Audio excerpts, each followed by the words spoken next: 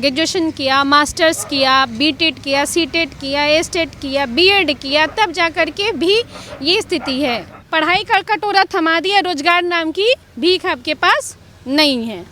उनके पास रोजगार नाम का खाना नहीं है, लेकिन कटोरा, शिक्षा नाम का कटोरा तो सब लेकर के लाइन में खड़े हैं। आप देखो ना एग्जामिनेशन सेंटर पे कितनी भीड़ लगती है। पीएचडी वाले बच्चे बाइक राइड की जॉब कर रहे हैं, चाय लगा रहे, ठेला लगा रहे, तो उसके पहले ही वो बता देना भाई, हम लोग पहले से सिस्टम में वो तय कर दें हमें इतनी ही नौकरी है, भैया तुम अपना पहले से बिजनेस देख लो। सरकार जो है वो बेटी पढ़ाओ बेटी बचाओ की बातें करती है, क्या उसके बावजूद हमने देखा है कि इस बार बेटियां जो हैं कई बार सड़कों पे उतरी हैं। बेटियां तो अभी यहाँ बैठी हैं तब तो थोड़ा सुरक्षित हैं, लेकिन जैसे आंदोलन करने यहाँ के थोड़ा बाहर निकल जाएंगी तो लाठी योजना भी नेताओं की तैयार रहती है, क्योंकि ये बहुत छोटी जगह है, यहाँ पे ज़्यादा लोग इकट्ठा नहीं हो सकते हैं। तो जब भी आह्वान होता है बहुत बड़े पैमाने पे तो हमेशा ये गांधी मैदान में ही किया जाता है, लेकिन वहाँ बिहार की जनता जानती है कितने बुरे तरीके से लोगों पे लाठीचार्ज किया जाता है।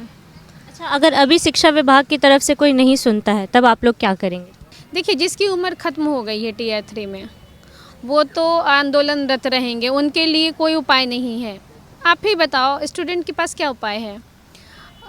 यहाँ पे घर में पैसा नहीं है व्यापार करने के लिए। मतलब बिहार के युवाओं की स्थिति तो मतलब गली के कुत्ते जैसी है।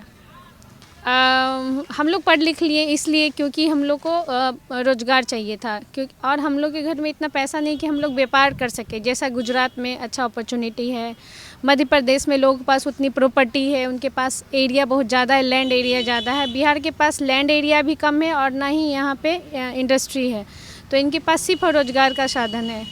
तो हमने इसके पहले एक भाई और न्यूज़ लेके गए थे, हमने उनको बताया था कि युवा 2 रास्ता पकड़ेंगे, या तो वो अच्छा रास्ता चुनेंगे या क्राइम का रास्ता चुनेंगे।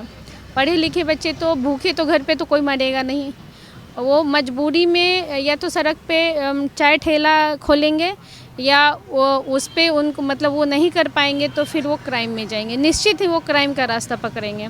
और ये सबको पता है साइबर क्राइम में आजकल के युवा बच्चे कितने ज़्यादा जुड़ रहे हैं। आप नालंदा या आप जामताड़ा का ही केस ले लो, सारे युवा बच्चे उसमें जुड़े हैं। बहुत सारे बच्चे उसमें, कहीं ना कहीं सरकार का ही दोष है इसमें।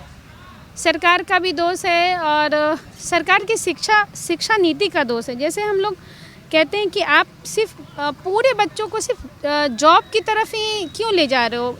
इतना सारा एरिया है जहाँ पे सर्विस सेक्टर है भाई, तो उस सर्विस सेक्टर में आप या तो बच्चों को ऐसी एजुकेशन जो 5वीं क्लास से, हर बच्चा भगवान का एक अलग देन होता है, किसी के अंदर खेल का होता है, किसी के अंदर युद्ध के मैदान में जाने का होता है, किसी के अंदर प्रोडक्शन का होता है, किसी के अंदर मार्केटिंग का होता है, कोई अच्छा लीडर बन सकता है।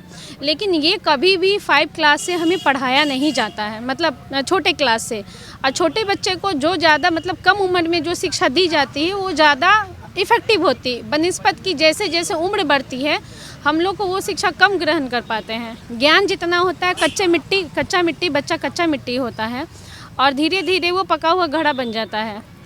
तो एजुकेशन सिस्टम को ऐसा होना चाहिए, रोजगार परक एजुकेशन सिस्टम कर दे, बच्चे लोग इतने रोजगार की लाइन में नहीं खड़े होंगे भाई, वो अपना पहले से निश्चित कर लेंगे। अब यहाँ पीएचडी करके लोग बाइक राइड वालों की जॉब कर रहे हैं, पीएचडी वाले बच्चे बाइक राइड की जॉब कर रहे हैं, चाय लगा रहे, ठेला लगा रहे, तो उसके पहले ही वो बता देना भाई, हम लोग पहले से सिस्टम में वो तय कर दें हमें इतनी ही नौकरी है, भैया तुम अपना पहले से बिजनेस देख लो।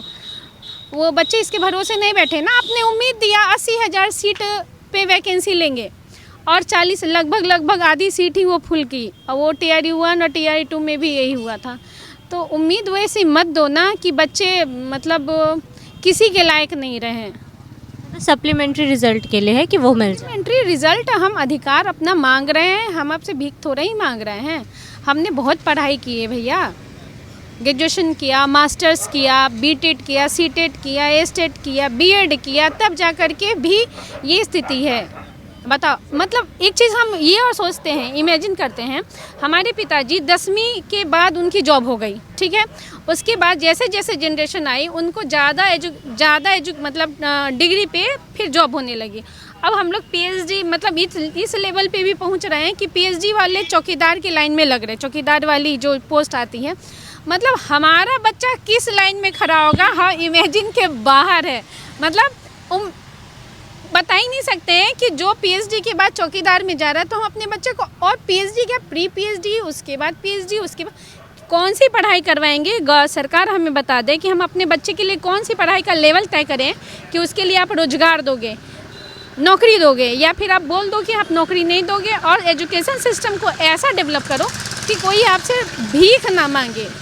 वो एजुकेशन सिस्टम में ही कमी है। एजुकेशन सिस्टम में बिना शर्त उसमें इतनी कमी है, मतलब इतने बच्चों को पढ़ा दिया, पढ़ाई का कटोरा थमा दिया, रोजगार नाम की भीख आपके पास नहीं है।